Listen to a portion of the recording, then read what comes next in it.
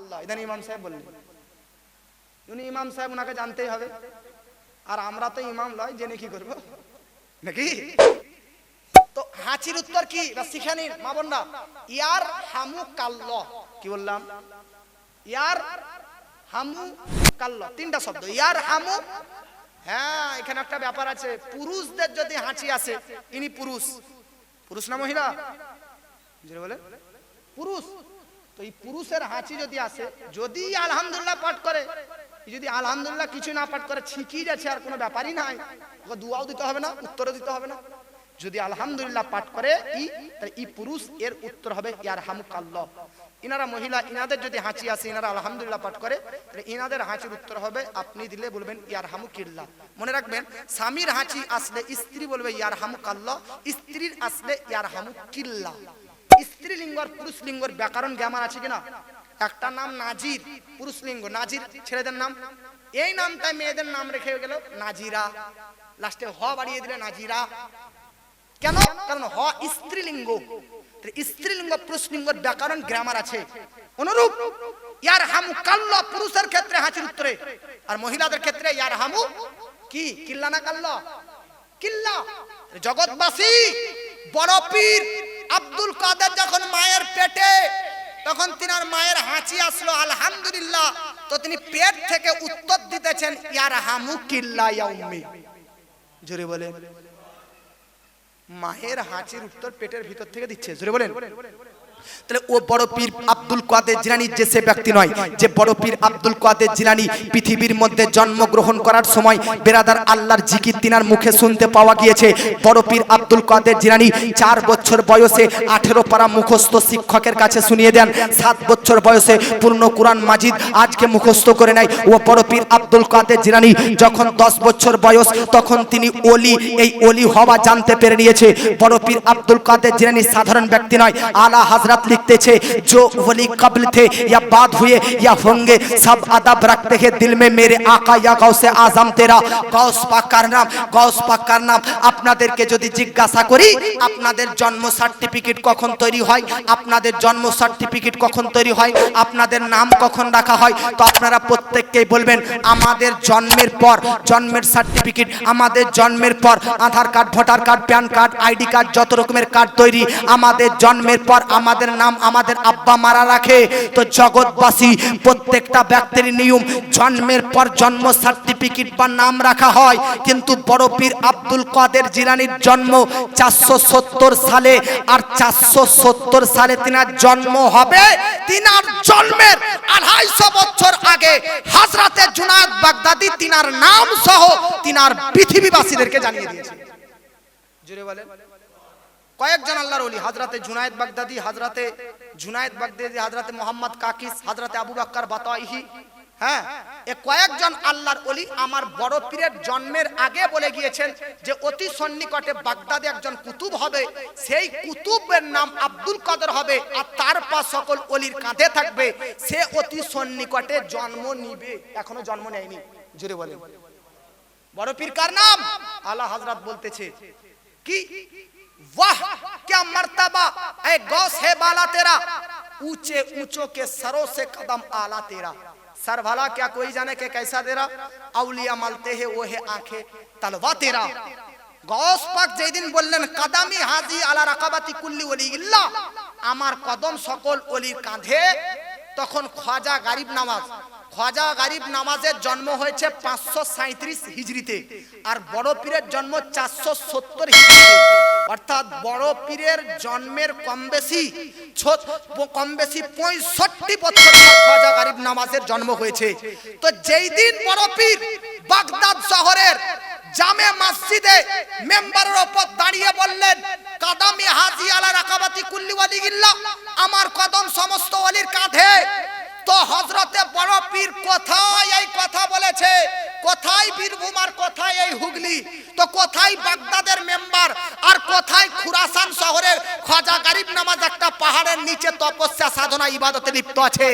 তিনি বাগদাদ শহর বড় পীর বাগদাদের মসজিদের ভিতরে মেম্বারে দাঁড়িয়ে ভাষণ দিলেন আমার কদম সকল ওলির কাঁধে, খ্বাজা গরিব নামাজ বেরাদার খুরাসান শহরের পাহাড়ের নিচ থেকে নিজের কান দ্বারাতে বড় পীরের আওয়াজ শুনে নিলেন।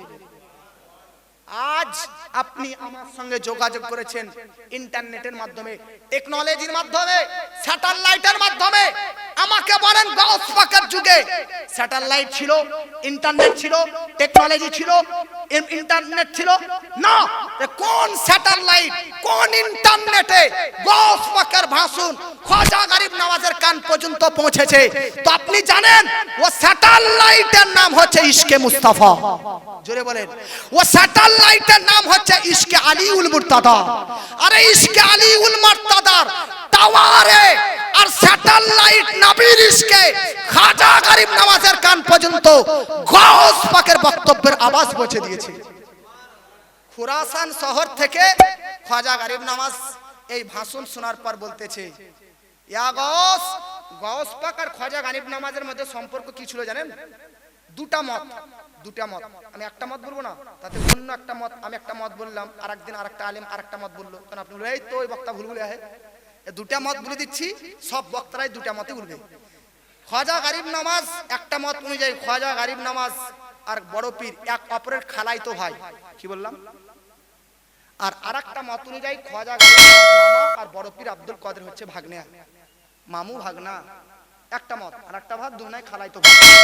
খাজা গরিব নওয়াজ খুরাসান শহরের পাহাড়ের নিচ থেকে বলতেছে, এ ভাই অথবা এ ভাগ্না, বল রাসি ওয়া আইনি, তোমার পা তোমার কদম আমার কাঁধে নয়, তোমার তো কদম মুবারককে আমি চোখের হৃদয়, চোখের মনি আর মাথার মুকুট করে রাখবো। এই জন্য আলা হযরত বলতেছে, সর ভালা क्या कोई जाने के कैसा तेरा, औलिया मलते हैं आंखें ओहे तलवा तेरा, जिसकी गर्दन बनी मेंबरे औलिया, उस कदम की करामत पे लाखों सलाम। जोरे বলেন, আরে গাউস পাক কার নাম? যিনি পিতৃকুল মাতৃকুল উভয় দিক দিয়ে নবীর বংশধর। গাউস পাক তিনার আব্বার দিক দিয়ে ইমাম হাসানের বংশধর, আর মায়ের দিক দিয়ে ইমাম হোসেনের বংশধর। সুবহানাল্লাহ বলেন।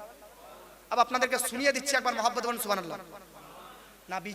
নাবিজির বেরাদার মিল্লাত ইসলামিয়া মেয়ে মা ফাতেমা জাহরা, মা ফাতেমা জাহরার ছেলে ইমাম হুসেনের বেটা ইমাম জাইনুল আবেদিনের বেটা ইমাম মোহাম্মদ বাকেরের বেটা ইমাম জাফর সাদিকের বেটা ইমাম মুসা কাজিমের বেটার নাম ইমাম আলী রাজার বেটার নাম সৈয়দ আবু বকর মোহাম্মদুল জাওয়াদের পুত্রের নাম সৈয়দ কামালউদ্দিন ঈসার পুত্রের নাম সৈয়দ আবুল আতা আব্দুল্লাহর পুত্রের নাম সৈয়দ মাহমুদের পুত্রের নাম সৈয়দ মোহাম্মদ, আর সৈয়দ মোহাম্মদের পুত্রের নাম সৈয়দ জামালউদ্দিন, আর সৈয়দ জামালউদ্দিনের পুত্রের নাম আব্দুল্লাহ সুমঈ, আর আব্দুল্লাহ সুমঈর মেয়ের নাম ফাতেমার বেটার নাম বড় পীর আব্দুল কাদের জিলানী। আচ্ছা আপনারা সুবহানাল্লাহ বলবেন না? এটা নাবি থেকে কাটলাম না, নাবি থেকে আপনারা শুরু থেকে শুনিয়ে দিচ্ছি একবার মহব্বত বলুন সুবহানাল্লাহ। পৃথিবীর শুরু থেকে শোনাচ্ছি, মহব্বত বলেন। হযরতে আদম পৃথিবীর সর্বপ্রথম মানুষ, আদম নবীর বেটা শীষের বেটা ইয়ানাসের বেটা কাইনানের বেটা মাহলাইনের বেটা বায়রাতের বেটা ইদ্রিসের বেটা নাম মুতাওয়াশিকের বেটা লামাকের বেটা নুহের বেটা সামের বেটা জুলহালের বেটা সালিকের বেটা আবিরের বেটা দাতার বেটা রাবার বেটা শাহরুখের বেটা নাহুরের বেটার নাম তারিকের বেটার নাম ইব্রাহিম খালিলুল্লাহর বেটা ইসমাইল জাবিহুল্লাহর বেটার নাম কায়দারের বেটা আওয়ামের বেটা হামালের বেটা সাবিতের বেটা সালমানের বেটা হাইসার বেটা আলিয়াসের বেটা উদের বেটা উওয়ার বেটা আদনানের বেটা মুহিদের বেটা নাজারের বেটা মুদারের বেটা ইলিয়াসের বেটা মুদ্রিকার বেটা খুজাইমার বেটা কেনানের বেটা নাম নাজারের বেটা মালিকের বেটা ফারের বেটা গালিবের বেটা লুইর বেটা কাবের বেটা মুর্রার বেটা কিলাবের বেটা কুসাইর বেটা আব্দে মান্নাফের বেটা হাশিমের বেটা আব্দুল মুত্তালিব, আর আব্দুল মুত্তালিবের বেটা আব্দুল্লাহর বেটা আমার নবী মুহাম্মদুর রাসূলুল্লাহ। জোরে বলেন, আর মহব্বত বলেন। আচ্ছা কটা নাম বললাম আপনাদের জানা আছে? গুনেননি তো? ইমাম হোসেনের দিক দিয়ে মা পর্যন্ত গিয়েছে বড় পীরের মা। আবার শুন ইমাম হাসানের দিক দিয়ে, তো নাবি পর্যন্ত তো শুনলেন, নবীজির বেটি মা ফাতেমা, মা ফাতেমার বেটা ইমাম হাসান, ইমাম হাসানের বেটা ইমাম হাসান মুসান্না, ইমাম হাসান মুসান্নার বেটা ইমাম হাসান মুসান্নার বেটা মুসাল জুন, মুসাল জুনের পুত্রের নাম সৈয়দ আব্দুল্লাহ হিলমাহাজ, আব্দুল্লাহ হিলমাহাজের বেটা মুসা সানি, মুসা সানির পুত্রের নাম আব্দুল্লাহ সানি, আব্দুল্লাহ সানির পুত্রের নাম সৈয়দ ইয়াহইয়া, সৈয়দ ইয়াহইয়ার পুত্রের নাম সৈয়দ দাউদ, সৈয়দ দাউদের পুত্রের নাম জামাল, আর জামালের পুত্রে আবু সালে মুসা জঙ্গি, আর আবু সালে মুসা জঙ্গির বেটার নাম বড় পীর আব্দুল কাদের জিলানী। ভাই একবার সুবহানাল্লাহ যদি জোরে না বলেন তাহলে কি বলবো বলে? বড় পীরের মায়ের দিক দিয়ে ভাই ওয়াজ চলবে না, শেষ হবে? তাহলে বড় পীরের মায়ের দিক দিয়ে ইমাম হুসেনের বংশধর, আর বাপের দিক দিয়ে ইমাম হাসানের বংশধর। জোরে বলেন তু হাসানি হুসাইনি কিউ না হো মহিউদ্দিন। জোরে বলেন আলা হযরত বলতেছে তু হাসানি হুসাইনে কিউ না মহিউদ্দিন। আলা হযরত গৌস পাক কার নাম? वो गौस पाक अब्दुल कादिर जिलानी जैसे व्यक्ति आला हजरत बोलते थे तू तो वो गौस है, तू तो वो गौस है कि हर गौस शायदा है तेरा, तू तो वो गैस है कि हर गैस है प्यासा तेरा। जरे बोले उर्दू भाषा बुझलेन ना? आला हजरत बोलते तू तो वो गौस है कि हर गौस है शायदा तेरा, अर्थात ए अब्दुल कादिर जिलानी তুমি এমন গৌস, গৌস শব্দের অর্থ হচ্ছে সাহায্যকারী, আর এই আব্দুল কাদের তুমি এমন সাহায্যকারী কে যুগের সকল সাহায্যকারী তোমারই দিবানা। तू तो ओ गाइस है, गौस नहीं, तू तो ओ गाइस है कि हर गाइस है प्यासा तेरा, अर्थात ए अब्दुल कादिर তুমি তো এমন এমন বর্ষার পানি যে খুদ বর্ষা তোমাকে তোমার জন্য পিপাসিত অবস্থায় রয়েছে। জোরে বলে कोई सालिक है या वासिल है या गौस, वो कुछ भी हो तेरे तू साइल है या गौस। जोरे बोले कोई सालिक है या वासिल है या गौस, वो कुछ भी हो तू तो साइल है या गौस। আলা হযরত বলতেছে কেউ ওলি হওয়ার জন্য এখন রাস্তায় আছে, ওলির ভিলায়াতের পথের পথিক, আর কেউ ওলি হয়ে গেছে অলরেডি। চাহে ওলির রাস্তার কেউ ভিলায়াতের রাস্তার কেউ মুসাফির হোক অথবা কেউ ভিলায়াতের উচ্চ স্তরে পৌঁছে যাক, সবাই তো তোমার দরবারের ভিখারি। জোরে বলেন আব্দুল কাদের জিলানী, বড় পীর আব্দুল কাদের জিলানী। আমি তো ওয়াজ করে শেষ করতে পারবো না, তবে বহু বক্তা আপনাদের বড় পীরের ব্যাপারে বলে গেছে, আমি একটা অন্যরকম ভাবে বলতে চাই। বড় পীরের বয়স কত বছর বললাম? এটা 1 থেকে 18 বছর পর্যন্ত একটা পাঠ, 18 থেকে 51 বছর পর্যন্ত একটা পাঠ, 51 থেকে 91 পর্যন্ত একটা পাঠ। কত পাঠ বললাম?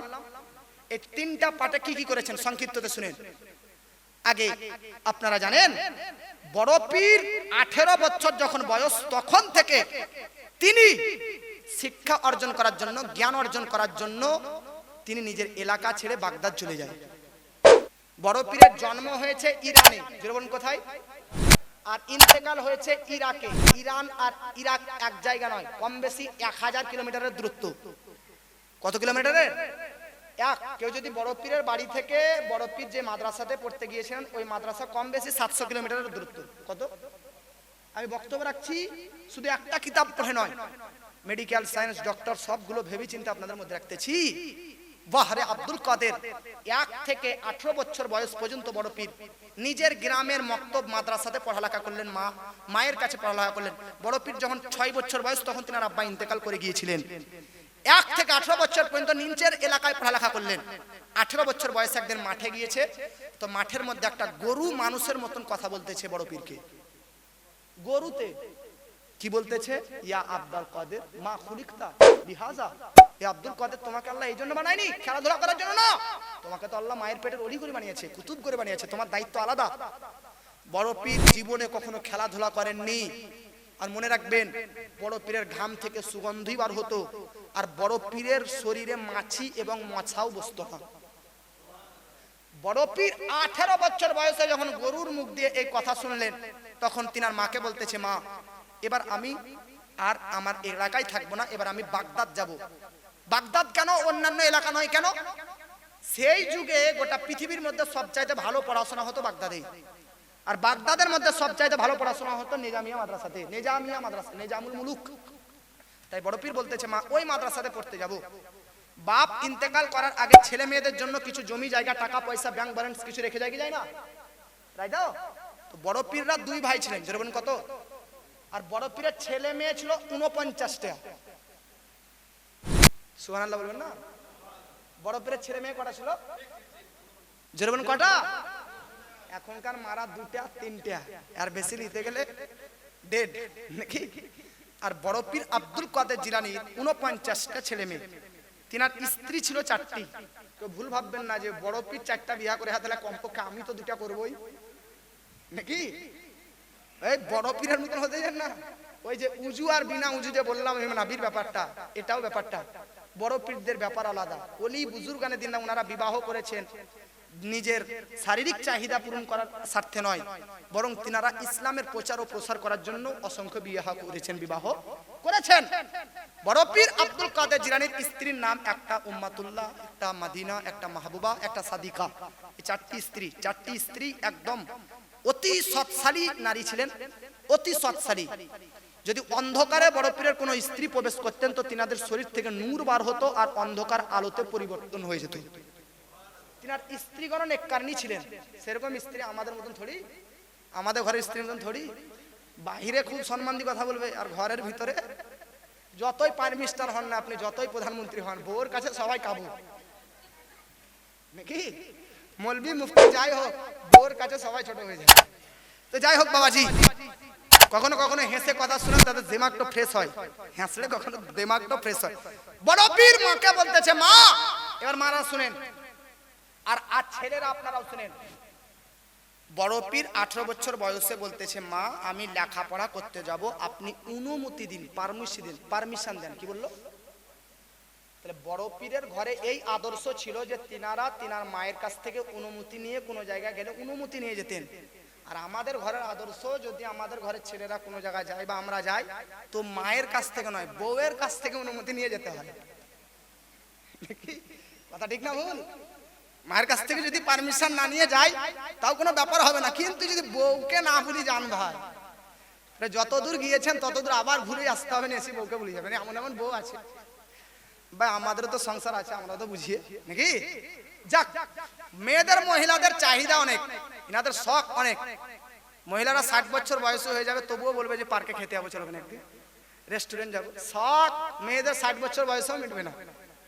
হ্যাঁ, তো মহিলাদেরকে চেষ্টা করবেন ওনাদের শখ সাল্লাত একটু পূরণ করার। ওই জন্য আপনাদের ব্যাপারে বলে দিলাম, বাড়িতে গিয়ে বলবেন না যে 2 ভরি সোনা দেন, ভুলেও না, শখ আল্লাত পূরণ করতে বলেছি বলে নাকি।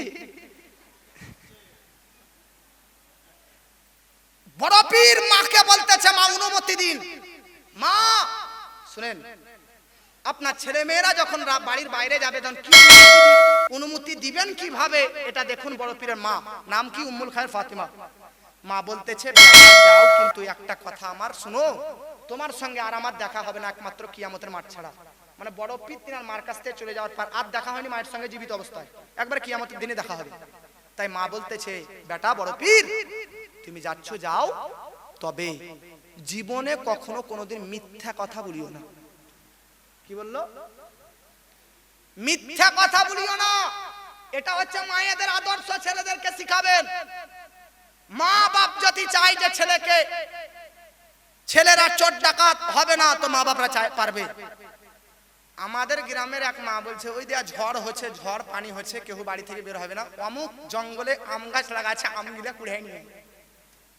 বলেন আপনারা, মা বোনদেরকে যদি তার ছেলে মেয়েরা জমি জায়গা থেকে শাক কেটে এনে দেয়, চুরি করা হোক আর ডাকাতি করা হোক, খুবই খুশি, আজকে আর শাক কিনতে হলো না।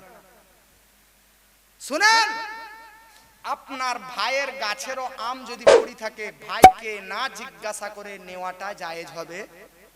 যদি বলেন হবে। এতটা ইসলাম সূক্ষ্ম, কতটা সুন্দর জিনিস। ভাইয়ের জিনিস নিতে গেলেও অনুমতি, পারমিশনের দরকার।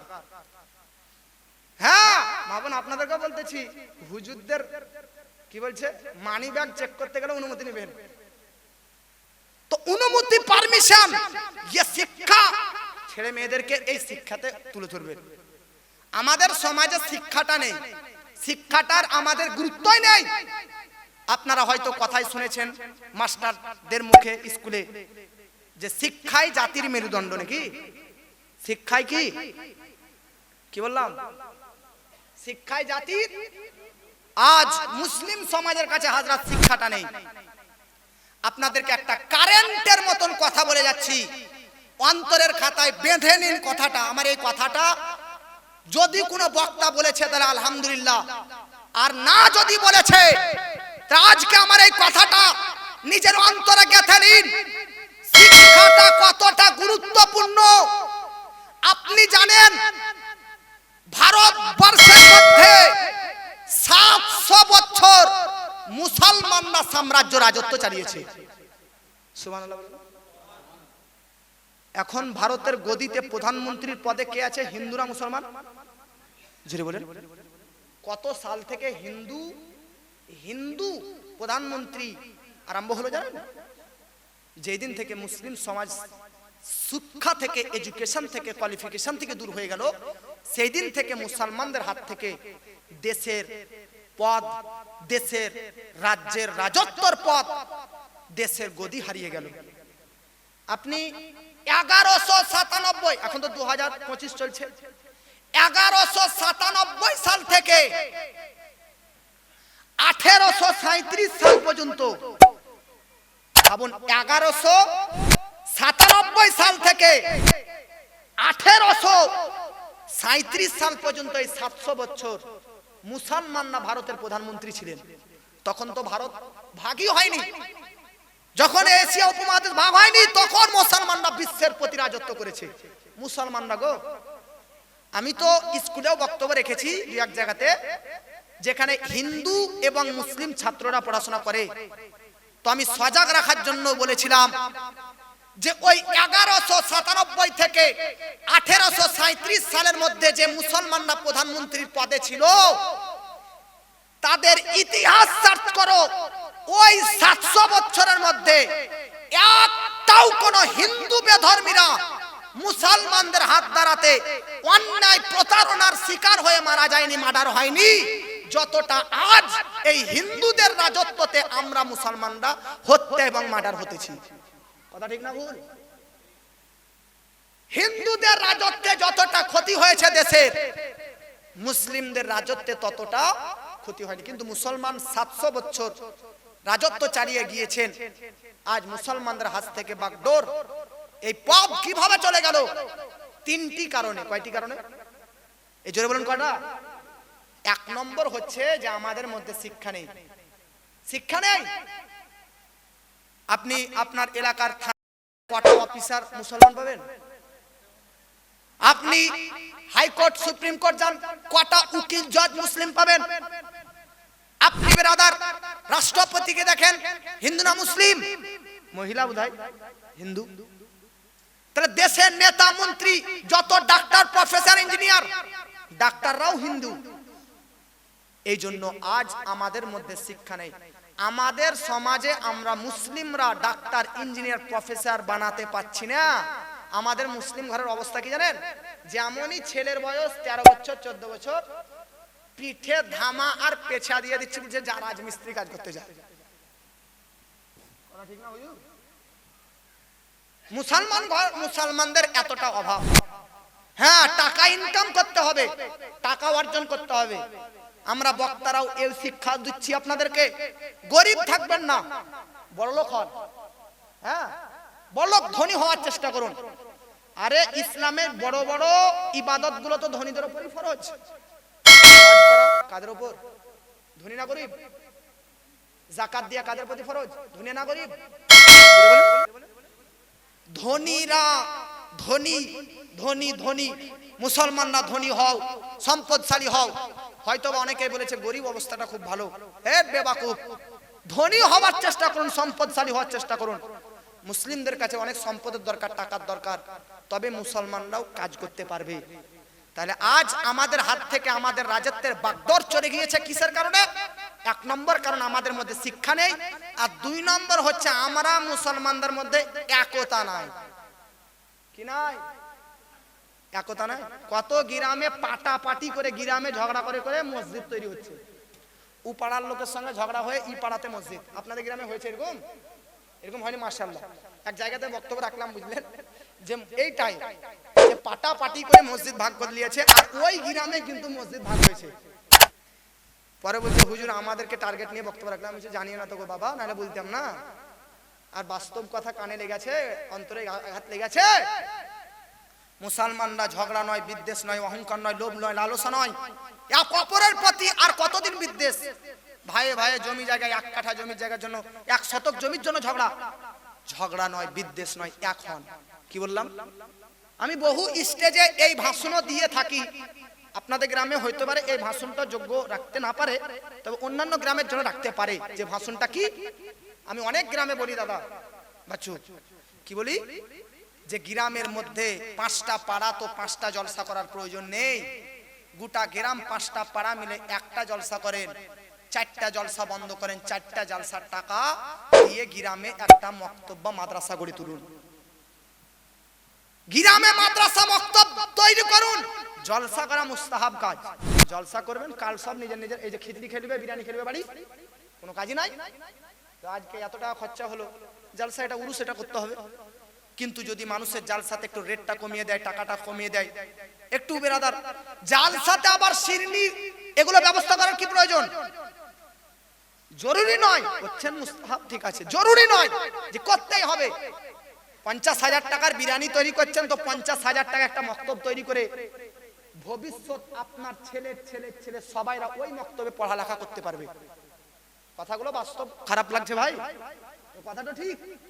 এই জন্য আপনাদের গ্রামে একটাই জলসা, আমি 2টো জলসা হয় শুনলাম, একটা এখন আর একটা ওই চৈত্র মাসে, নাকি 12ই চৈত্র 13ই চৈত্র, ঠিক আছে। তবে গ্রামে বেশি, আমাদের গ্রামগুলোতে মাসে মাসে একটা জলসা। এত জলসা কি প্রয়োজন? হতে পারে মসজিদ তৈরি হয়ে গেছে হুজুর আমাদের গ্রামে, মাদ্রাসাও আছে, মক্তবও হয়েছে, এই জন্য আমরা জলসা করছি। আরে ভাই, মক্তব তৈরি হয়েছে তো কি হয়েছে? গ্রামের বাইরে নার্সিং হোম তৈরি কর, কলেজ তৈরি করো। মুসলিমদের কটা কলেজ আছে, কটা নার্সিং হোম আছে? মুসলিমদের নার্সিং হোম থাকা উচিত। এক জায়গাতে আন্দোলন করছিল, আন্দোলনে কি বলছে জানেন?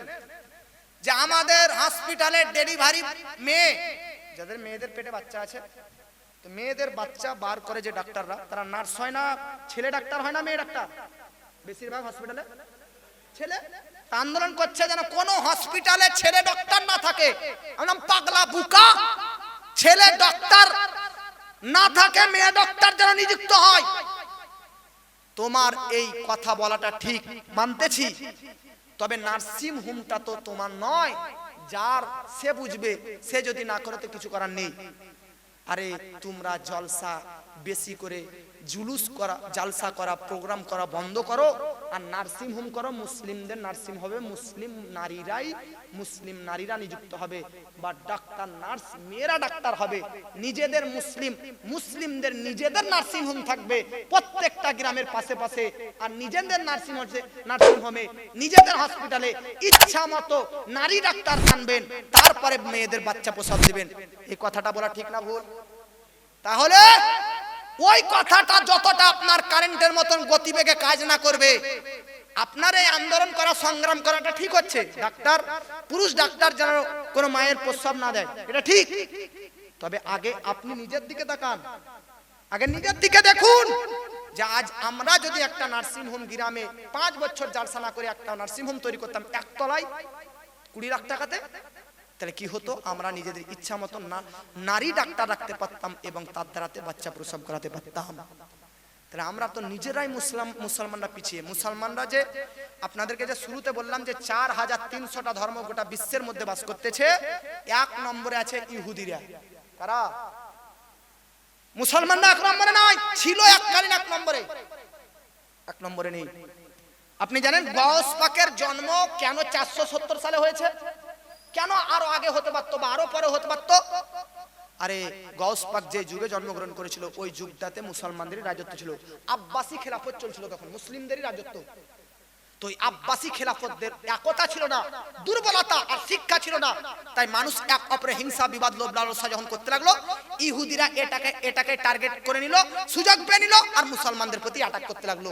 ওদের নিস্তুনাবুদ করার জন্য বড় পীরকে আল্লাহ পাঠিয়েছিল। এই জন্য জগৎবাসী আপনাদেরকে বলতে চাই, শিক্ষাকে প্রমোট করুন, শিক্ষা চর্চা করুন। আজ গ্রামে অঞ্চলে বাচ্চাদের লেখাপড়ার কাজ করুন। শিশু শ্রমিক করবেন না, ছেলে মেয়েদেরকে মাস্টার বানান, ডক্টর বানান, ইঞ্জিনিয়ার বানান, প্রফেসর বানান, আলিমে দিন বানান, মুফতি বানান, মুহাদ্দিস বানান। ছেলেদেরকে দুনিয়াবি দিনী দুই জ্ঞানে পণ্ডিত বানান। ছেলের ইনকাম তো খাবেন 20 বছর পর খাবেন, 20 বছর ছেলেকে পরিশ্রম করতে দিন। দেখুন আপনার ছেলে উন্নতি হবে, সাকসেসফুল হবে। সাকসেসফুলিটিতে আপনি যে ইনকাম খাবেন ওই ইনকামেতে কতটা বরকত হবে জুড়ে বলেন। যুবক ছেলেরা, এই জন্য তোমরা এই কথাগুলো মনে রাখবে। বড় পীর আব্দুল কাদের জিলানী 18 বছর বয়স থেকে নেজামিয়া, বাগদাদ সহ ইরাকে যায়, ইরাকে লেখাপড়া করলেন। এই যে 18 থেকে 51 বছর পর্যন্ত, আপনারা বড় পীরের ব্যাপারে শুনেছেন, 15 বছর পর্যন্ত তিনি কোরআন শরীফ খতম দিয়েছেন। সুবহানাল্লাহ বলেন। বড় পীরও 40 বছর এশার উজুতে ফজর নামাজ পড়েছেন, জোরে বলেন। বড় পীর 5 ওয়াক্ত নামাজ ছাড়া এক্সট্রা আরো 1000 রাকাত করে নফল নামাজ পড়তেন। সুবহানাল্লাহ বলবেন না? ও বড় পীর আব্দুল কাদের জিলানী 18 বছর থেকে 25 বছর পর্যন্ত তিনি বেরাদার নেজামিয়া মাদ্রাসাতে পড়ালেখা, ইলমে জাহিরি অর্জন করলেন। ইলমে মারিফাত, ইলমে বাতিনি অর্জন করার জন্য তিনি বেরাদার মিল্লাত ইসলামিয়া জঙ্গলের মধ্যে, তাসাউফের মধ্যে ধ্যান দিয়ে জঙ্গলে জঙ্গলে বড় পীর 25 বছর পর্যন্ত শুধু জঙ্গলের পাতা খেয়ে ইবাদত করে আল্লাহকে রাজি করেছেন। গাছের পাতা খেয়ে ভাই এরকম আল্লাহর ওলি হয়নি। আজ আপনি বড় পীরের কারামাত দেখছেন, মৃত ব্যক্তিকে জীবিত করেছেন, অসুস্থ ব্যক্তিকে সুস্থতা করে দিয়েছেন, জিনদেরকে বশ করেছে, জিনদেরকে মুরিদ বানিয়েছে, ফারিস্তাদেরকে খিদমত করিয়েছে। ওহ বড় পীর আব্দুল কাদের জিলানী দরিয়াকে বলেছে থেমে যা, তো থেমে গিয়েছে। ওহ বড় পীর আব্দুল কাদের জিলানী আজকে চোর ডাকাতকে কুতুব আব্দাল গৌস বানিয়েছে। তো এগুলো পরে, আগে এগুলো যে বড় পীরের তাকওয়া দেখুন, যে তিনি 25 বছর পর্যন্ত জঙ্গলের মধ্যে যে তপস্যা ঘুরে ঘুরে গাছের পাতা খেয়ে করলে, এগুলো কে দেখবে? পরিশ্রম, তাকওয়া। বড় পীর একবার আল্লাহকে পাওয়ার জন্য কসম করলেন, কসম যে এ আল্লাহ তোমার কসম করে বললাম, যতক্ষণ না পর্যন্ত তুমি আমার প্রতি রাজি হয়ে না খাওয়াবে ততক্ষণ পর্যন্ত আমি দুনিয়ার খাবার খাবোই না। জোরে বলে, তুমি রাজি হয়ে যতদিন পর্যন্ত না খাওয়াবে খাবোই না। একদিন পেরিয়ে যায় না খেয়ে, না পানাহার করে, না আহার করে, 2 দিন পেরিয়ে যায়, 3 দিন, 5 দিন, 6 দিন, 7 দিন, 8 দিন, 10 দিন, 20 দিন, 30 দিন, 25 দিন, 35 দিন, 40 দিন যেমন পেরিয়ে যায়, পানাহার নেই, আহার নেই, জঙ্গলের মধ্যে সাজদাতে মাথা রেখে এমন ভাবে ইবাদত করেছে, গাছের পাতাগুলো যেন পিঠের ওপর পড়ে বাসা করে নিয়েছে, পাখিরা পিঠ যেন ঢুকে গিয়েছে, পেট ভিতরে চলে গিয়েছে। 40 দিন পর্যন্ত কোনো পানাহার নেই, আহার নেই, খাবার নেই। 40 দিন পর আল্লাহ পাক বাগদাদ শহরের এক বিশাল কুতুবী স্তরের ওলি, তার নাম আবু সাঈদ মাখজুমি, আবু সাঈদ মাখজুমিকে বলল, এ আবু সাঈদ মাখজুমি, অমুক জঙ্গলে যাও, অমুক জায়গাতে যাও, আমার এক বান্দা ইবাদতে ধ্যানে 40 দিন থেকে মগ্ন, না আহার করে, না পানাহার করে বসে রয়েছে, তুমি যাও আর এই নাও জান্নাতি খাবার, তাকে ভক্ষণ করাও। হযরতে আবু সাঈদ মাখজুমি তিনি আসলেন আর বড় পীরকে বলতেছে, এ আব্দুল কাদের, উঠ যা, সর উঠা, মস্তক তুলো, খাবার নাও। আব্দুল কাদের বলতেছেন, না, যতক্ষণ পর্যন্ত আল্লাহ না খাওয়াবে, যতক্ষণ পর্যন্ত আল্লাহ না পানাহার করবে, যতক্ষণ পর্যন্ত আল্লাহ আমার প্রতি রাজি না হবে ততদিন পর্যন্ত খাবো না। তো আবু সাঈদ মাখজুমি বলতেছে, বেটা আব্দুল কাদের, ये जो खाना मैंने तेरे लिए लाया, ये खाना तेरे ही रब ने तुझ पर राजी होकर, खुश होकर जन्नत से मेरे जरिए तेरे पास भेजा है। आला हजरत लिखते थे, कसमें दे दे के खिलाता है और पिलाता है तुझे, प्यारा अल्लाह तेरा, चाहने वाला तेरा। वो আব্দুল কাদের জিলানীকে সেই দিন আবু সাঈদ মাখজুমি খেলাফত দিয়ে মুরিদ করে নিলেন। জোরে বলেন, বড় পীরের নাম কি? জোরে বলেন, বড় পীরের নাম কি? আবু সাঈদ মাখজুমি। তো ইয়ে হচ্ছে তাকওয়া। আপনারা বিরক্ত হচ্ছেন ভাই? আমাকে তো প্রত্যেকদিন পাবেন না, একটু শুনেন নাকি? একবার হাত তুলে বলুন সুবহানাল্লাহ। দুই একজন ব্যক্তি মনে করছে বোধহয় হাতটা ভেঙে আছে নাকি গো, আর সব হাত তুলে বলুন সুবহানাল্লাহ। তাকওয়া আর খোদা ভীরুতা ছাড়া কিছু হয় না। আচ্ছা, রোজা দেখবেন ধরার সময় একটা ঝামেলা হয় গ্রামে, আর রোজা ছাড়ার সময় একটা ঝামেলা হয় চাঁদকে নিয়ে। ওই যে চাঁদ উঠেছে, আজকে রোজা রাখতাম, চাঁদ উঠেছে কালকে রোজা হবে, এ নিয়ে একটা ঝামেলা হয় না। ইমাম স্যারের কাছে ফোনের প্রতি ফোন, ফোনের প্রতি ফোন। আর এক ঈদ যেদিন হবে তার আগের দিন চাঁদ উঠেছে, তাহলে কালকে ঈদ হবে। শুনেন, আপনাদের গ্রামে এটা হয় কি হয় না, কিন্তু আমাদের ওইদিকে হয়। রোজা বলেন তো কতটা আল্লাহ ফরজ করেছে? জোরে বলেন, কতটা রোজা ফরজ করেছে? এই জোরে বলেন, আমার দিকে ধ্যান দেন। আল্লাহ রোজা কতটা ফরজ করেছে? হ্যাঁ, 30টা ভুল বললেন, 30টা বলবেন না। আল্লাহ কোরআনে বলতেছে ফামান শাহিদা মিনকুমুশ শাহরা ফালিয়াসুমহু। আল্লাহ 1 মাস রোজা ফরজ করেছে। ক মাস? 30টা বললে ভুল হবে কেন, এবার আপনি জানতে পারবেন। দেখুন, এই দেখেন, আল্লাহ 1 মাস রোজা ফরজ করেছে। ক মাস? এবার আরবি মাস কিন্তু ইংরেজি বাংলার মতন নয়। ইংরেজি মাস কখনো কখনো 31 হয় কি হয় না? হয় না? কখনো কখনো 30 মাস হয় কি হয় না? কখনো কখনো 29, এবং ইংরেজি মাস তো 28 মাসও হয়। ইংরেজি 4টা মাস হলো 28, 29, 30, 31, কিন্তু আরবি মাস না 31 হয় না 28 হয়। আরবি হয় 29 হয় না 30 হয়। কোনোদিন 28টা রোজা রেখেছেন? 28টা রোজা? কোনোদিন 31টা রোজা রেখেছেন? কারণ 31 মাসই তো আরবি মাস নয়, 28 মাসই তো নয়। তার সিস্টেম কি? আরবি মাসের সিস্টেম প্রত্যেক মাসের 29 তারিখ চাঁদ দেখবেন। আরবি মাসের সিস্টেম 29 তারিখ চাঁদ দেখবেন। যদি চাঁদ দেখা যায় তাহলে বাস 1 তারিখ হয়ে গেল, মানে 29 দিনেই মাস পুজে গেল। আল্লাহ আমাদের মাস পূজায়, জোরে বলেন, 29টা রোজা রাখার পর বা 29 দিন যাওয়ার পর চাঁদ দেখবেন। যদি চাঁদ দেখা যায় তাহলে 1 তারিখ, 29টা দিনেই 1 মাস। আর যদি চাঁদ না দেখা যায় তাহলে 30টা দিন পূর্ণ করে তারপরের দিন আর চাঁদই দেখতে হবে না, 1 তারিখ। কথা বুঝতে পেরেছেন? 29টা রোজা রাখার পর আপনারা চাঁদ দেখবেন। তো যদি চাঁদ দেখা গিয়েছে তাহলে 29টা রোজাতেই 1 মাস রোজা হয়ে গেল, বুঝে গেল। অনেক মা বোনরা মনে করে যে 29টা রোজা হলো না, 29টা রোজা হলো মানে এই বছর রোজাটা পুজলো না। আপনাদের দিকে বলে বলে না, আমাদের দিকে বলে যে রোজা পুজলো না গো হুজুর, এই বছর পুজবে রে ইসমাইল, এবছর পুজবে, পূর্ণ হবে এবছর রোজা। 29টা রোজা হলে মানুষ মনে করে পূর্ণ হলো না। আল্লাহর কোনো ইবাদতকে আধুরা থাকে? অর্ধেক থাকে? 29টা রোজা হলেও 1 মাস হয়, 30টা রোজা হলেও 1 মাস হয়। পার্থক্য চাঁদ। চাঁদ যদি দেখা যায় তাহলে 29টা রোজাতেই সাকসেসফুল, আর চাঁদ না দেখা যায় 30টা রোজা পূজা হবে। এখন ক্যালেন্ডারে 30টা রোজারই সূচিপত্র থাকে। হতে পারে যদি 29 তারিখ চাঁদ না দেখা যায় তাহলে মানুষ 30 তারিখটা কি দেখবে, তার জন্য 30 তারিখটা অতি ব্যতিক্রম ওখানে সূচিপত্রতে দেয়া থাকে। 29টা যদি হয়ে যায় তাহলে 30 তারিখের আর সূচিপত্র টাইম টেবিল দেখার প্রয়োজন নেই। আর যদি 29 তারিখ চাঁদ না দেখা যায় তাহলে 30 তারিখের টাইম টেবিলটা এটা রাখা হয়েছে। বুঝতে পারলেন কথা? 29টি রোজা রাখার পর আকাশের মধ্যে চাঁদ দেখা যায়, সবার মনে আনন্দ, সবার মনে আনন্দ, সবার মনে খুশি। কেন? আগামীকালকে ঈদের দিন। বুড়ারা পর্যন্ত বাজারে গিয়েছে লুঙ্গি পাঞ্জাবি কিনতে। কালকে ঈদের দিন, নতুন জামা পোশাক পরতে হবে। বৃদ্ধ বয়স্কদেরও একটা শখ থাকে যে বছরে ঈদ, ঈদ মানে তো খুশি, আর খুশির দিনে বৃদ্ধরাও লুঙ্গি পাঞ্জাবি ক্রয় করে, ধুতি পাঞ্জাবি ক্রয় করে। আর যুবকদের কথা তো বাদই দিলাম, এইখানে ছিঁড়া প্যান্ট, এইখানে ছিঁড়া প্যান্ট, এইখানে ছিঁড়া প্যান্ট, নাকি? জোরে বলে, যুবক ভাইরা তো অবশ্যই কিনবে, যুবতী মা বোনেরাও তো কিনবে। মা বোনরা, বৃদ্ধ মা বোনরা শাড়ি কিনবে। আর যদি অল্প বয়সী মহিলা হয় তাহলে নাইটি, চুড়িদার, নাকি? নাইটি, চুড়িদার, আবার নাম আছে, আবার পাখি, কোয়েল মল্লিক, শ্রাবন্তী জামা আছে, জানা? এগুলো জামা নাই? আছে বোধহয়, নাকি? মা বোনরা স্বামীকে অর্ডার করবে, আজকে পাখি জামা লিব, কোয়েল মল্লিক জামা লিব, শ্রাবন্তী, শুভশ্রী নাকি এ জামা লিব। ঠিক আছে, চল, কালকে ঈদের দিন, বছরে একদিন স্বামী তো কিনে দিবে বউকে। ছেলে মেয়েরাও সবাই জামা। বেরাদার, আপনাদের দিকে ঈদের দিনে কি লাচ্ছা সিমাই করেন? করেন? আমি মনে করছি শুধু আমাদের দিকেই হয় বোধহয়, আপনার দিকে হয়? এ মুসলমান, 29টি রোজা রাখার পর কি যে আনন্দ, কি যে উল্লাসিতা, কি যে খুশি যে প্রকাশ করা যায় না। জামা পোশাক, লাচ্ছা সিমাই, নামি দামি খাবার, সবার মনে আনন্দ থাকে কি থাকে না?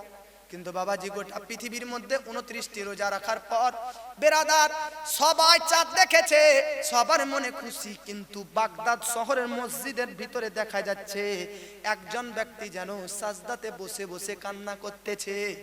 এলাকাবাসী মসজিদের সাইড দিয়ে যায়, দেখতেছে কে কান্না করতেছে এত জোরে জোরে যে মসজিদের ভিতর থেকে বাইরে আওয়াজ আসতেছে।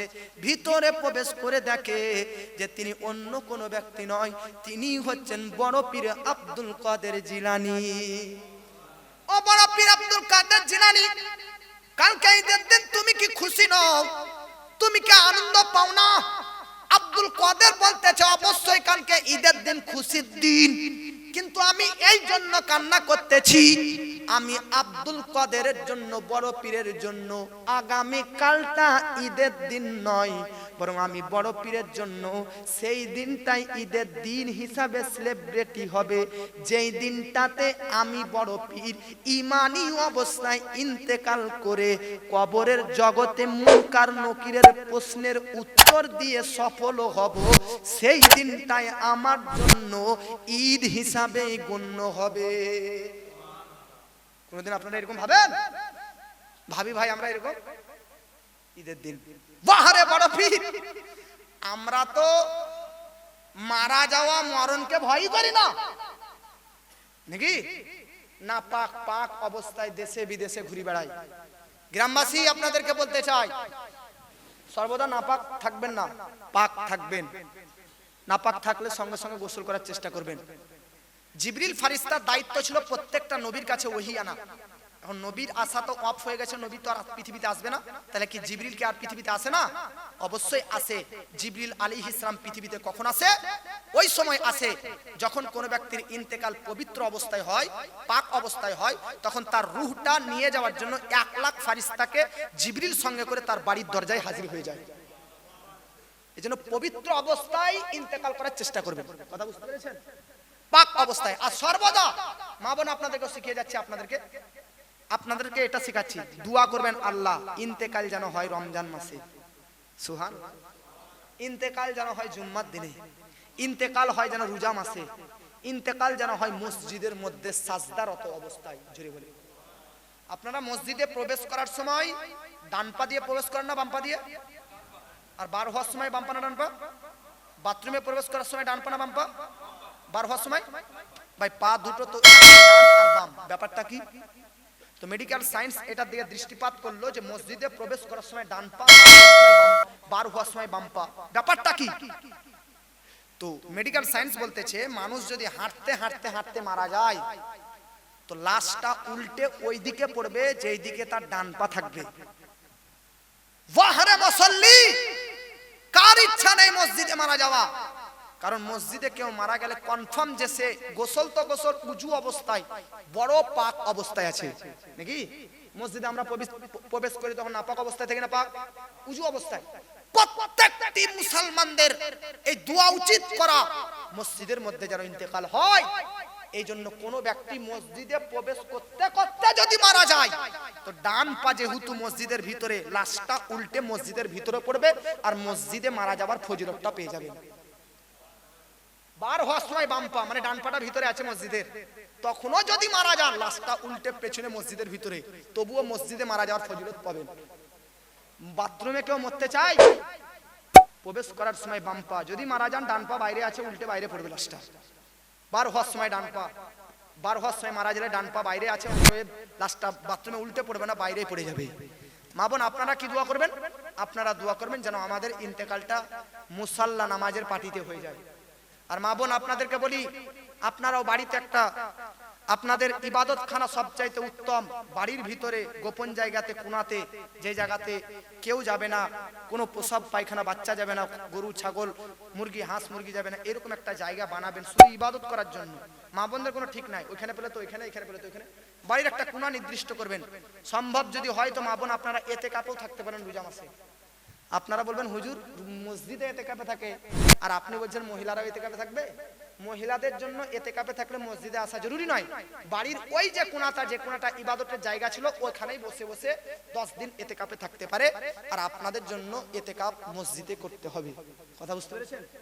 হ্যাঁ, এতেকাফ 3 প্রকার, একটা হচ্ছে সুন্নাত এতেকাফ, একটা হচ্ছে ওয়াজিব ইতিকাফ আর একটা হচ্ছে মুস্তাহাব ইতিকাফ। কেউ যদি মান্নত মানে, কি বললাম, মান্নত মান্নত মানেন আপনারা? আপনারা কি ভাই, আল্লাহ আমাকে যদি আমার ছেলের অসুখকে ভালো করে দেয় তাহলে মাজারে একটা খাসি দেব, এই মান্নত করেন নাকি? এই মান্নাত দুই প্রকার, মান্নাতে উরফি, মান্নাতে শারঈ। জায়েজ আছে মান্নাত করবেন, খাসি দিবেন, তবে মান্নাত যদি করতে হয় তাহলে ইবাদতের দিকে মান্নাত করবেন। একটা মশলা মনে রেখে দেন মাথায়, যদি কেউ মান্নাতে উরফি মান্নত মানে তাহলে সেই মান্নতটা চেঞ্জ করতে পারে, কিন্তু মান্নতে শরঈ মান্নত মানলে চেঞ্জ করতে পারবে না। শরঈ মান্নত বলতে ইবাদতের উদ্দেশ্যে, আল্লাহ যদি আমার এটা করে দেয় বা এটা ভালো করে দেয় তাহলে আমি দুই রাকাত নামাজ পড়বো বা 5টা রোজা রাখবো বা আমি 2 দিন ইতিকাফে থাকবো। ইবাদতের দিকে যদি কেউ মান্নত করে, আপনারা কেউ করেন নাকি? এই মান্নত কেউ করে না যে আল্লাহ এটা হলে আমি 2 দিন রোজা রাখবো, এই মান্নত কেউ করে? ইয়া করবে না। এটা ভালো হলে একটা মুরগি দেবো মাজারে। তাহলে মান্নতে শারঈ বলতে ইবাদতের দিক দিয়ে মান্নত, এটা ভালো হলে এখান থেকে পরিত্রাণ পেলে আমি 2টা রোজা রাখবো, না হলে 5 রাকাত, না হলে 6 রাকাত নফল নামাজ পড়বো, না হলে ইবাদত করবো, না হলে হজ করবো, না হলে উমরা করবো। এইগুলো মান্নত। এই মান্নতে যদি কেউ বলে যে আমার এটা ভালো হলে ইতিকাফ করবো, তাহলে এই মান্নতের ইতিকাফ করা ওয়াজিব, না করলে গুনাহগার হবে। 2 রাকাত আর মান্নত করেছেন তো 2 রাকাত পড়তেই হবে, নাহলে গুনাহগার হবে। কিন্তু যদি আপনি বলেন যে আমি ছাগল দেবো, মুরগি দেবো, হ্যাঁ এটা ভালো হলে, তাহলে আপনি যদি মনে করেন যে মুরগি দেবো বলে মান্নত করলেন, কয়েকদিন পর আপনার মন চেঞ্জ হয়ে গেল, মুরগি দেবো না, মুরগিটা আমি আর মাজারে দেবো না, মুরগিটা আমি মাদ্রাসা ছেলেদেরকে খাওয়াতে দিয়ে দেবো, বলেন ঠিক হবে না ভুল হবে? ঠিক হবে। কি বললাম? কারণ এটা হচ্ছে মান্নতে উরফি। কি বললাম? জোরে বলেন না ভাই। মান্নতে উরফিটা চেঞ্জ হতে পারে, কিন্তু মান্নতে শরঈ অর্থাৎ শরিয়াত ইবাদতের দিকে যে মান্নতটা হয়, ইবাদত রোজা ইতিকাফ নামাজ এইগুলোর দিকে যে মান্নতটা হয়, এটা চেঞ্জ করতে হবে না। একদম যেটা মান্নত করবেন ওটাই করবেন। কিন্তু এই ছাগল দিয়া টাকা দিব, মাদ্রাসা বানাবো, মসজিদ বানাবো, তো হতে পারে আপনি বললেন আল্লাহ যদি এটা আমাকে দেয় তাহলে আমি মসজিদে 50,000 টাকা দেবো। তো আপনি যদি মনে করেন যে আমি মসজিদে 50,000 টাকা দেবো বলে এলাম, তো আর মসজিদে দেবো না, আমি অনেক মিসকিনকে দিয়ে দেবো 50,000, জায়েজ আছে। এটা মান্নতে উরফি, চেঞ্জ হতে পারে। জগৎবাসী আপনারা মসজিদে যখন প্রবেশ করবেন তো ইতিকাফ 3 প্রকার। রোজা মাসে যে 10 দিন ইতিকাফ হয় ওটা সুন্নাত ইতিকাফ, আর মান্নত করে ইতিকাফ করলে ওটা ওয়াজিব ইতিকাফ। আর প্রত্যেক দিন আপনারা 5 ওয়াক্তের টাইমে মসজিদে যখন প্রবেশ করবেন, হ্যাঁ, তখন আপনারা নফল মুস্তাহাব ইতিকাফের নিয়ত করে ঢুকবেন। কি বললাম? 5 ওয়াক্তের নামাজে মসজিদে ঢুকবেন কিনা, তখন ইতিকাফের নিয়ত করবেন, নাওয়াইতুন সুন্নাতাল ইতিকাফ। এরকম ইতিকাফ অবস্থায় কথা বলা যায়? মসজিদে ইতিকাফ অবস্থায় ঢুকবেন, তাহলে কারোর সঙ্গে কথা বলবেন না, সওয়াব পাবেন। আর মা বোনরা আপনাদেরকে বলি সবাইকে, উজু করার আগে মেসওয়াক করবেন। কি বললাম? আর খাস করে বুড়া মুসল্লিদেরকে বলছে শুনেন, কিছু কিছু বৃদ্ধ মুসল্লিরা সাইডে নামাজ পড়াতে আত্মমুখ থেকে দুর্গন্ধ, যে পাশে নামাজ পড়া যায় না।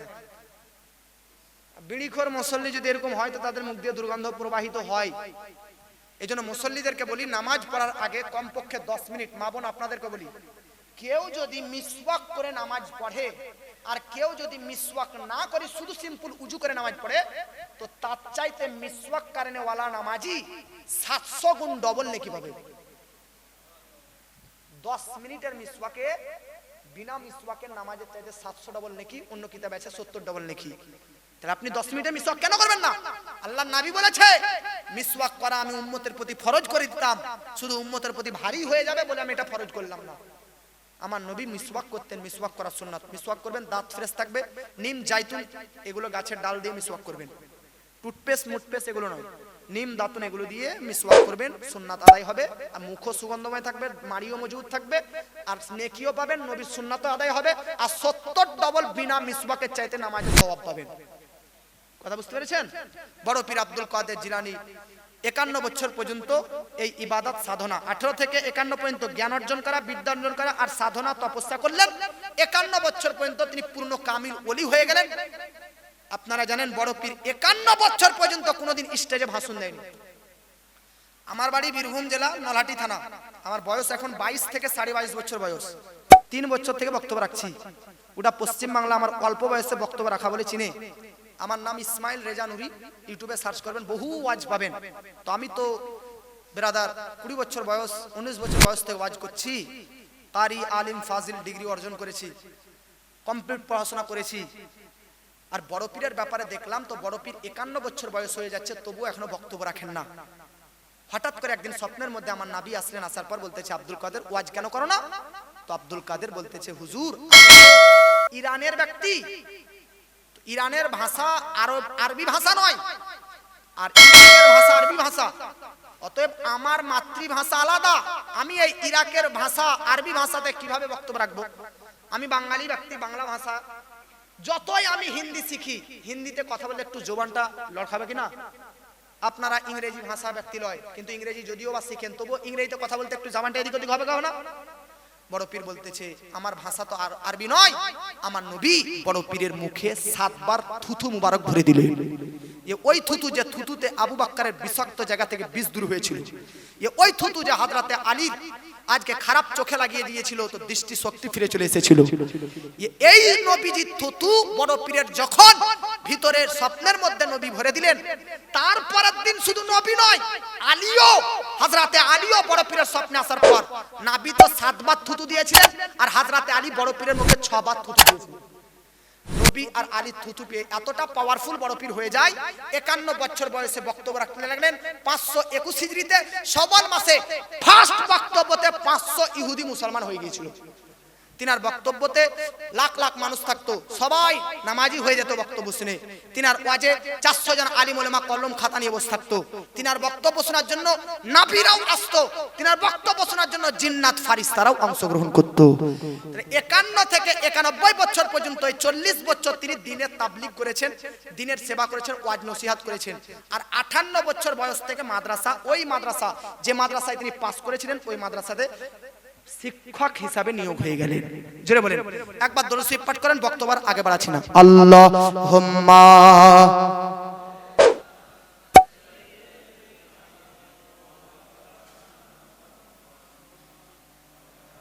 ওয়া আলা আলি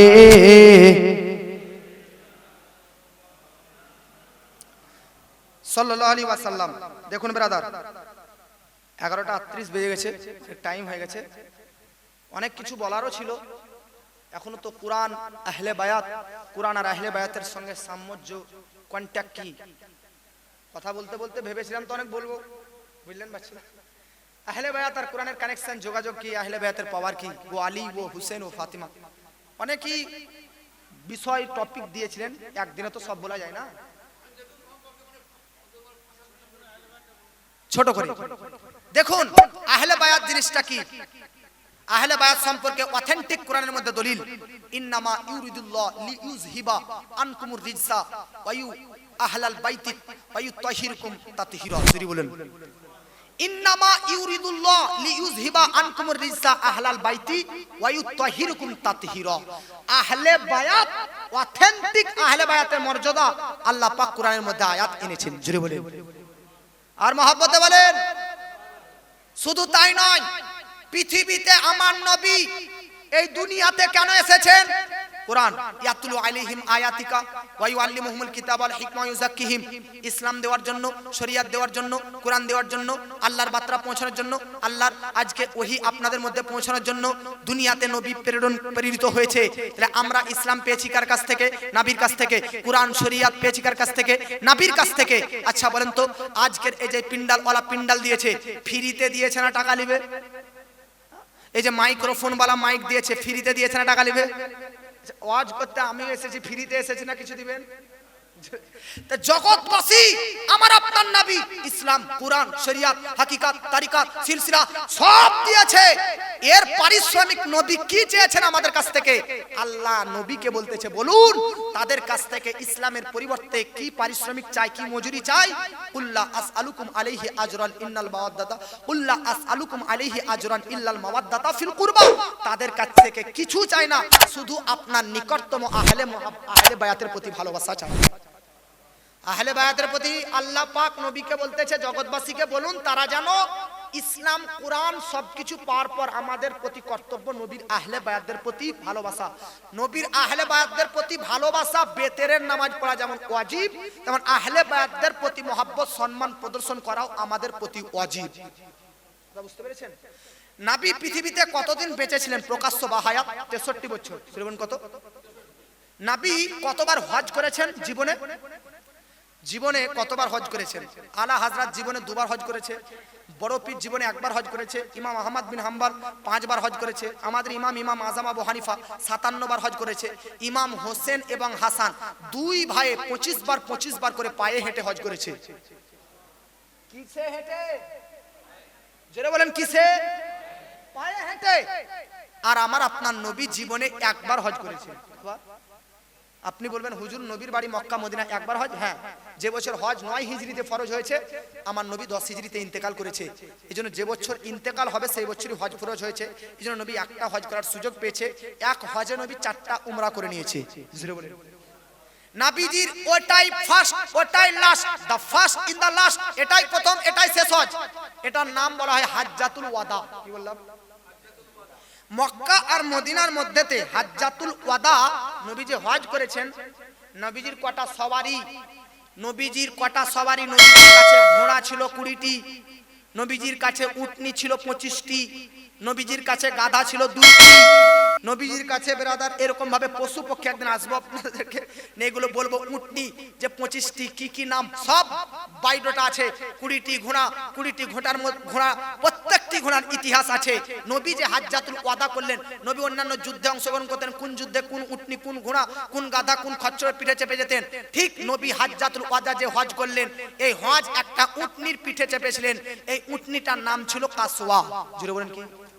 নবীজি মক্কা আর মদিনার মাঝামাঝি একটা বর্ডার আছে, বর্ডারটার নাম গাদিরে খুম। এই জায়গাতে নবীজি বক্তব্য রাখলেন। নবীজি অসংখ্য বক্তব্য রেখেছেন। শেষ বক্তব্য, নবীজির জীবনের শেষ বক্তব্য, আর আমারও ওয়াজ শেষ। শুনেন নবীজির জীবনের শেষ ওয়াজ কি ছিল? শুনেন, নবীজি নিজের জীবনের শেষ ওয়াজ করতেছেন। শুনো সাহাবী, তোমাদের মধ্যে আর আমি বেশি দিন থাকবো না, এবার আমি প্রকাশ্য পর্দা গ্রহণ করে ইন্তেকাল করব। ইসলাম 1500 বছর থেকে আসেনি, ভুল বলতেছেন। ইসলাম কখন থেকে এসেছে? ইন্নী জাইলুন ফিল আরদি খলিফা, হযরতে আদম নবী থেকে ইসলাম এসেছে।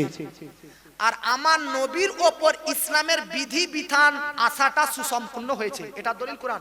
আল ইয়াউমা আকমালতু লাকুম দীনাকুম। আমার নবীজি সাল্লাল্লাহু আলাইহি ওয়াসাল্লাম এই আয়াতটা পাঠ করলেন, আল ইয়াউমা আকমালতু লাকুম দীনাকুম। এই আয়াতটা নবীজির প্রতি অবতীর্ণ হয়, হাজ্জাতুল ওয়াদাতে অবতীর্ণ হয়। এই আয়াতটার 80 দিন পর নবী ইন্তেকাল করেছিলেন। সাহাবায়ে কেরাম কান্না করতেছে, ইয়া রাসূলুল্লাহ, আপনার ইন্তেকালের পর আমরা কার কাছ থেকে শিক্ষা নিব, কার কাছ থেকে জ্ঞান অর্জন করব? তো নবী তিনার লাস্ট বক্তব্যতে কি বলছেন দেখুন, ইন্নী তারিকুন ফিকুমুস সাকালাইন ওয়া ইতরাতি ওয়াল কুরআন। কানজুল উম্মাল হাদিস শাস্ত্রে এই হাদিসটি কয়েকবার লিপিবদ্ধ রয়েছে। নবী বলতেছে, তোমাদের মধ্যে 2টো জিনিস ছেড়ে যাচ্ছি, এই 2টো জিনিস ভারী জিনিস, আঁকড়ে ধরে থাকবে, কখনো পথভ্রষ্ট হবে না। কি কি জিনিস? একটা হচ্ছে কুরআন, আর একটা হচ্ছে আমার কুরাবাত। একটা হচ্ছে কুরআন, আর আরেকটা কি আমার বললেন? কুরাবাত। কুরাবাত আব্দুল্লাহ ইবনে আব্বাস থেকে বর্ণিত। নবীকে জিজ্ঞাসা করা হলো, ইয়া রাসূলুল্লাহ, মা কারাবাতুকা হাউলা ইল্লাযিনা ওয়াজাবাত আলাইনা। আপনার কুরাবাত বলতে কাজের বোঝাচ্ছেন? আমার নবী বলতেছে, হুয়া আলী, হুয়া ফাতিমা, হুয়া আলী, হুয়া ফাতিমা ওয়া ইবনাহুমা। হযরতে আলী, হযরতে ফাতিমা এবং তার সন্তানেরা। আমার নবী বলতেছে, তোমাদের মধ্যে 2টো জিনিস ছেড়ে যাচ্ছি, একটা কুরআন আর একটা আহলে বায়াত। কিয়ামত পর্যন্ত এই আহলে বায়াতকে এক হাতে আর কুরআনকে এক হাতে ধরে থাকবে, কখনো পথভ্রষ্ট হবে না। যদি কুরআন ধরে থাকো আর আহলে বায়াত ছেড়ে যাও, তবুও পথভ্রষ্ট হবে। শুধু আহলে বায়াতকে ধরে থাকো আর কুরআন যদি ছেড়ে যাও, তবুও পথভ্রষ্ট হবে। অতএব কুরআন আহলে বায়াত দুটোকেই ধরে থাকবে, কখনো পথভ্রষ্ট হবে। কুরআন কেন এসেছে? হুদাল লিন্নাস, মানব জাতির হেদায়েতের জন্য।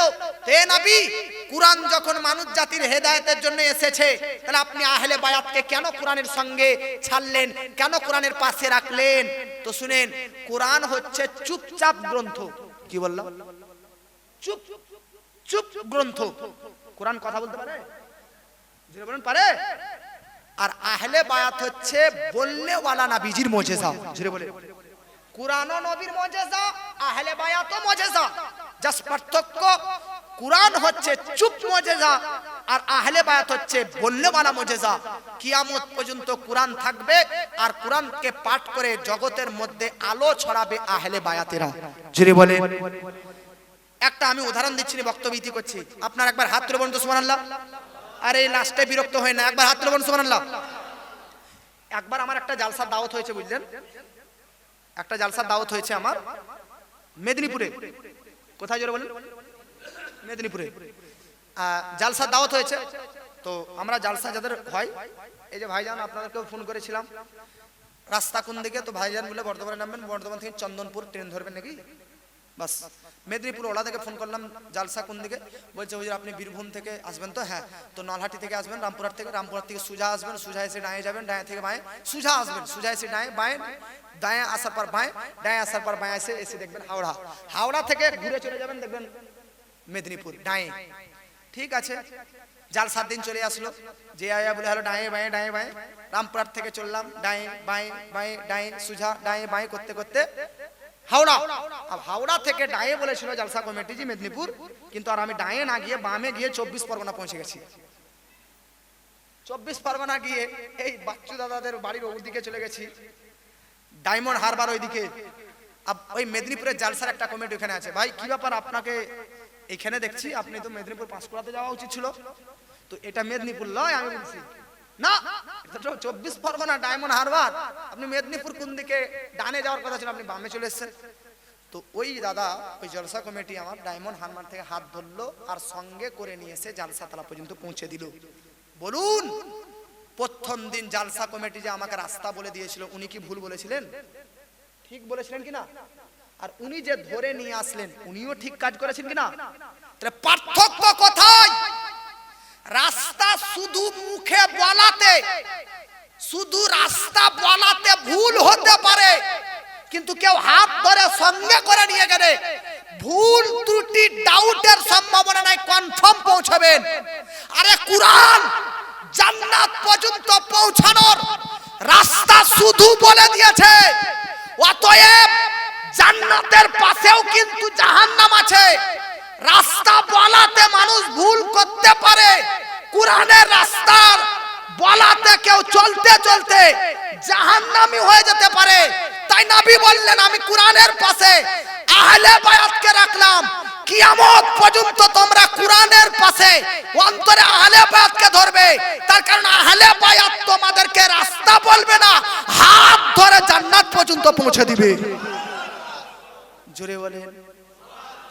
ইয়ে হচ্ছে আহলে বায়াত, যে আপনার হাত ধরে জান্নাত পর্যন্ত। কুরআন আর আহলে বায়াত এক অপরের কখনো জুদা নয়। মহব্বতে বলুন সুবহান। আর বক্তব্য আমি রাখছি না, এই টপিকে বহু বক্তব্য আবার হবে। একবার মহব্বতে বলুন সুবহানাল্লাহ। হাসান হোসেন নবীর প্যারা আর মা ফাতিমার চোখের তারা। হাসান হোসেন নবীর প্যারা, মা ফাতিমার চোখের তারা। হাসান হোসেন মা ফাতিমা জান্নাতি বুলবুল, এদের গুণগান করে গেছেন মুহাম্মাদি রাসূল। হাসান হোসেন নবীর প্যারা আর মা ফাতিমার চোখের তারা। হাসান হোসেন মা ফাতিমা জান্নাতি বুলবুল, এদের গুণগান করে গেছেন মুহাম্মাদি রাসূল। হাসান হোসেন কুরআনকে ধরে রাখো সিনায়, আহলে বায়াতকে রাখো মনের কাবায়। জোরে বলেন।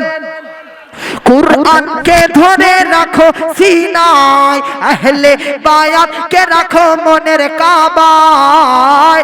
আহলে বায়াতের মহব্বতে থাকবে তুমি আরশে পাকের ছায়ায়। মানলে আহলে বায়াত পাবে শাফাআত, মানলে আহলে বায়াত পাবে শাফাআত, মানলে আহলে বায়াত পাবে শাফাআত। জান্নাতি হবে ওগো তারা। হাসান হোসেন নবীর প্যারা, মা ফাতিমার নয়ন তারা। হাসান হোসেন, জোরে বলেন। আমার একটা হাতের লেখা গজল আই লাভ মোহাম্মদ যুগকে নিয়ে একটা ছন্দ পাঠ করতেছি, আর 2 মিনিট পড়বো ভাই। আমার নিজের হাতের লেখা আই লাভ মোহাম্মদ এখন যে চলতেছে আই লাভ মোহাম্মদ, ওটা নিয়ে পড়তেছি। আমাদের তো আর স্মৃতি শক্তি জ্ঞান বাচ্চাদের মতন নয় যে ব্রাদার হাজার হাজার গান গজল মানকাবাত লিখতে পারবো নাকি। আমরা আলাদা আমরা আলাদা দায়িত্বে আছি, ওনারা আলাদা দায়িত্বে, যে যে দায়িত্বে থাকে সে সেই দায়িত্বে পাণ্ডত্য অর্জন করে নাকি। ব্রাদার গজল আমি বলিয়ে নি আজ ওয়াজে বলেছি, এর মানে এটা নয় যে গজল জানিয়ে না। গজলের ভান্ডার আমার মোবাইলে জমা আছে, আর আমার ইউটিউবে অনেক গজল শুনতে পাবো। আজকাল মাইকটা সাপোর্ট করে না, সেটা মাইক বালা বোধ হয় হিন্দুদের নাকি, এই জন্য। তো যাই হোক, মাইক আজ খুব একটা ব্রাদার না মিল্লাতে, মাইক তো ভালো, মাইক বাস্তবই ভালো, কিন্তু আমার অনুযায়ী হয়নি মাইকটা। ব্রাদার না মিল্লাত ইসলামে ভালো, সবকিছু ঠিক আছে। হিন্দুদের কেন বললাম আমি জানেন?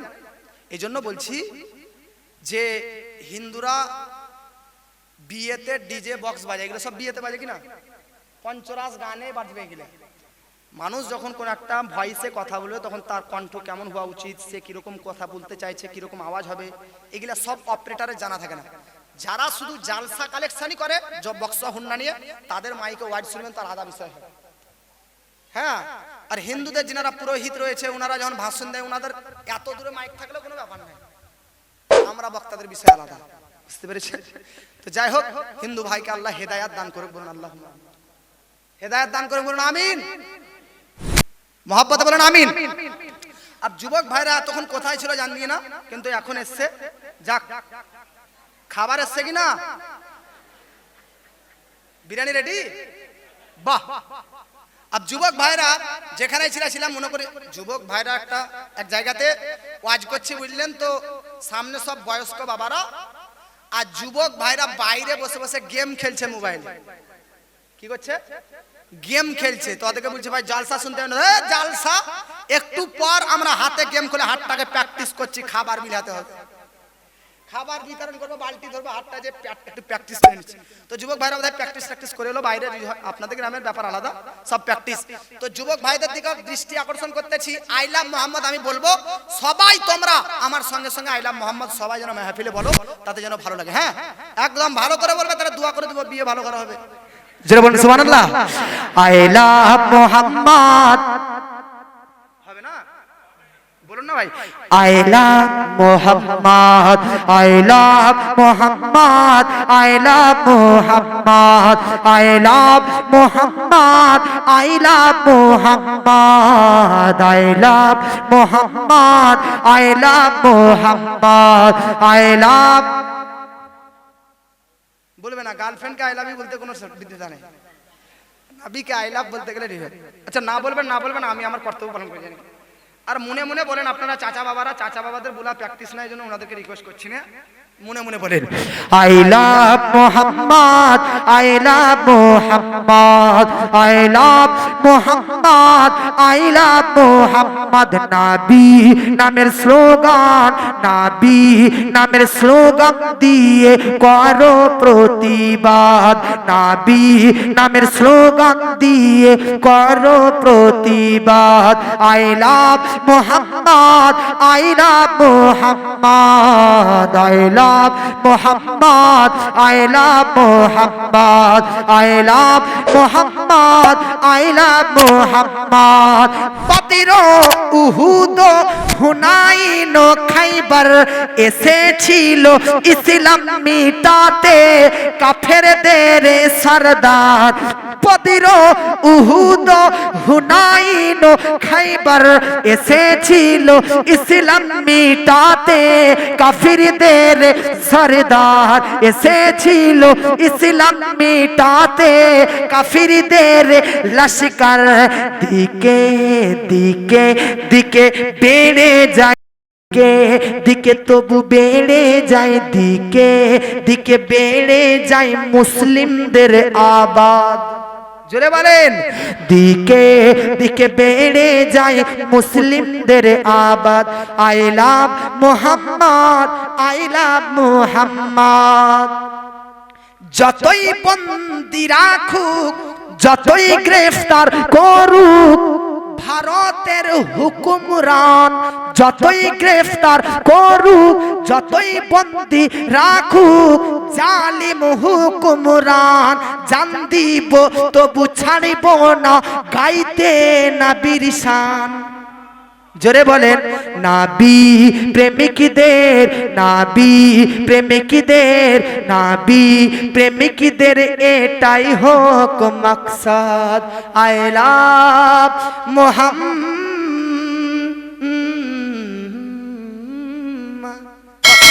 এখানে বক্তব্য ইতিবাচক সমাপ্তি ঘোষণা করলাম। বলা মাসের মাধ্যমে হয়ে থাকে ভুল ত্রুটি, তো ক্ষমা প্রার্থী।